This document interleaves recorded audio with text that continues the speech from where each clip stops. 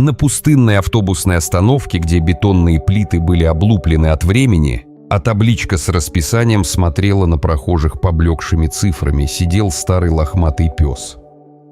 Его шерсть когда-то была темной, теперь волосы местами поседели, уши немного опущены. Глаза у него были тусклые, но в них можно было разглядеть что-то теплое и усталое одновременно. Как у человека, который много потерял и все еще пытается верить. Рядом с ним стояла миска с несколькими сосисками и обрывок картона, на котором было нацарапано простыми буквами: «Я жил с бабушкой. Она ушла. Пес добрый, приютите, если можете». Люди, проходившие мимо, задерживали взгляд. Кто-то улыбался сквозь слезы, кто-то делал вид, что не замечает, а кто-то доставал телефон и снимал. «Смотри, какой верный». Местные вскоре прозвали его бароном. Так и звучало мягко, неформально, будто уважение к достоинству оставалось даже в его опустевшей жизни. Барон был верным спутником Марии Антоновны, 78-летней женщины с морщинистым лицом и мягким голосом. Они жили в крошечной квартире на 3-м этаже старого дома, где окна выходили на тихую улицу. Утром, как по часам, Мария уходила на остановку, а барон следовал за ней, радовался каждому встречному и, кажется, слушал все рассказы о молодости, о родных, о войне и о маленьких радостях, которые делали дни светлее. Она говорила с ним так, как иногда говорят только с близкими людьми, откровенно, без прикрас, делясь воспоминаниями и страхами. Барон слушал, наклоняя голову, как будто понимая каждое слово, и иногда в ответ слегка подвывал, когда Мария говорила о своем прошлом. 3 недели назад все изменилось. Утром Мария Антоновна не встала. Инфаркт. Так сухо и бесповоротно сказали соседи, которые нашли ее на полу в доме. Для барона это был удар, который он не сумел понять. Он остался ждать. Ждал у подъезда, как ждали люди, которые верят, что любимые вернутся, даже тогда, когда это уже невозможно. Дни шли, люди пытались помочь. Соседи приносили еду, кто-то пытался забрать пса к себе. Но барон убегал и снова возвращался на свою остановку. Там казалось ему домом, местом, где Мария рассказывала ему истории, где запахи были знакомые, где до сих пор жил эхо ее голоса. Однажды вечером волонтер из местного приюта, молодой мужчина по имени Дима, поставил возле барона миску с сосисками и положил тот самый кусок картона с надписью. Он думал, если кто-то с добрым сердцем заметит этого пса, может, ему помогут. Надпись притягивала взгляды, и не только потому, что она была жалобной. В этих словах звучала история, которую каждый мог понять: потеря и преданность. На следующий день остановка словно ожила. Люди подходили, читали картон, шептались, снимали барона на телефоны. Некоторым он напоминал их собственную старость, их потерянных супругов, их одиночество. Особенно тихо реагировали женщины старше, они останавливались дольше, гладили псу голову, и в их глазах появлялась та же усталость и доброта, что была в глазах самого барона. Среди прохожих оказалась Тамара Васильевна, бывшая учительница литературы, чье лицо не раз освещало классную доску. Она шла привычной дорогой и вдруг остановилась, встретив взгляд пса. В его глазах она почувствовала тоску, знакомую до боли. Там была та же пустота, что осталась у нее после смерти любимого мужа. Она вспомнила и свою Ладу, собаку, с которой делила годы одиночества, и на душе ее жгло. Тамара, человек дисциплины и слов, понимала, что серьезные решения нельзя принимать на эмоциях. Просто забрать барона значит лишить его остановки, места памяти о Марии Антоновне. Ему нужна была не просто крыша, а смысл, который возвращает волю к жизни. Она позвонила своей давней подруге Анне Петровне и расспросила о бароне. Анна, как и многие другие, знала его историю и укрепила решимость Тамары. Нужно помочь, не навредив. Тамара придумала план. Возвращаться к остановке, завоевывать доверие маленькими шагами, разговаривать с ним, приносить предметы, напоминающие о доме. Первое знакомство прошло тихо. Тамара пришла с термосом чая и небольшим бутербродом. Барон сначала смотрел на нее настороженно, но когда она присела на корточки и протянула руку, он вильнул хвостом, маленький жест, который означал согласие. Она пообещала ей: «Я помогу, хоть ты не говоришь, хоть не понимаешь, но я буду рядом». Барон, кажется, соглашался. Не словами, а тем, как мягко он положил голову ей на колено. Каждый визит Тамары становился ритуалом. Она приходила утром и вечером, приносила плед от своей лады, положила его рядом и рассказывала барону о прошлом. О том, каким был солнцепек в их дворе, о запахе пирогов, о людях, которые любили и теряли. Эти речи были нерациональной попыткой образовать пса. Это были сторителлинги, способ вернуть миру ощущение порядка и смысла. Она знала, что нельзя торопить душу, горе требует времени. В свои рассказы она вплетала и тихие воспоминания о собственном муже, и колыбельные, которые пела ему вечером, когда не могла уснуть от боли. Иногда она приносила старый мяч, надеясь пробудить в бароне старую игру. И впервые за долгое время пес подхватил мяч лапой, улюлюкая, будто вспоминая детскую радость. Соседи замечали упорство Тамары и питали к ней теплое уважение. Анна Петровна шутливо называла ее святой, но это было не просто шуткой. Люди видели, как женщина возвращает к жизни то, что казалось послушной пустотой. Однако не все разделяли их мнение. Появились жалобы в управляющую компанию. Нельзя держать пса под окнами, он здесь мародер и вообще... Но волонтеры, собрав подписи, поддержали Тамару. Историю барона нельзя было просто так отдать под статистику. Это история о преданности и о том, как человечность находит отклик в самых невообразимых местах. Однажды Тамара принесла фотографию Марии Антоновны, старую черно-белую фотографию, где женщина улыбалась, держала в руках молодую собаку. Барон впервые издал звук, тонкий и теплый, не просто лай, а будто отклик. Это был знак, память где-то внутри него все еще жива.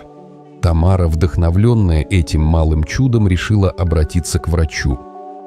Она позвонила Елене Ивановне, участковому ветеринару, и та предложила помощь. Елена спокойно посоветовала не торопить барона, дать ему возможность самому принять новую реальность, но и обещала прийти осмотреть пса. Когда Елена осмотрела барона, она отметила истощение и признаки инфекции. Для Тамары это был удар, но и шанс. Она взяла на себя обязанности по уходу, давать лекарства, готовить теплый бульон, оберегать от сквозняков. Она полагалась не только на лекарства, но и на ту невидимую терапию, которой является присутствие. Тихие вечера, когда она пела колыбельные, читала вслух любимые книги Марии Антоновны, вспоминала добрые истории. Эти вечера были лекарством для двух одиноких сердец – барона и самой Тамары. Первые улучшения не заставили себя долго ждать. На третий день барон приподнял голову и лизнул теплый бульон, медленно, с интересом. Тамара плакала от радости тихим, горьким плачем. Это был небольшой луч света в долгой тени утраты. Но путь к выздоровлению был неровным. Утром пес снова дрожал и дышал неровно. Ветеринар диагностировала инфекцию и прописала курс антибиотиков. Тамара, не раздумывая, купила лекарства и приняла трудности как естественную часть заботы.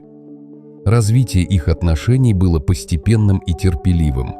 Тамара пела по вечерам, читала Марины любимые книги – Чехова, Некрасова, стихи, которые эта старушка любила перечитывать. Барон слушал медленно и внимателен, иногда приподнимая ухо, иногда вздрагивая от знакомых интонаций. Иногда она показывала ему фотографию Марии Антоновны снова и снова, словно убеждая забытье, что память – это не тюрьма, а мост. Соседи и волонтеры становились частью маленькой сети поддержки. Женщины из клуба волонтеров приходили, приносили теплые вещи, делились советами. Однажды на встрече волонтеров Тамара рассказала историю барона. О том, как пес ждал у подъезда, как люди пытались помочь, как она пришла и не ушла. Женщины слушали, и кто-то расплакался, а кто-то, улыбнувшись, погладил пса, и тот в знак доверия лизнул руку незнакомки.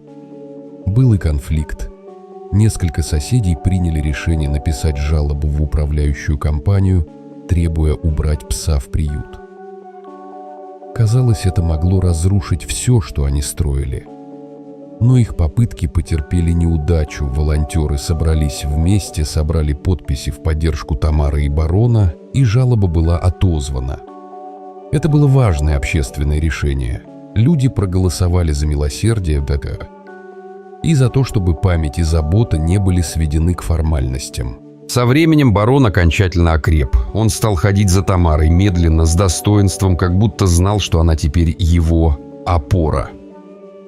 Дни наполнялись новыми ритуалами, прогулками до маленького парка, где росли каштаны, и остановками у лавочки, где старики обменивались новостями.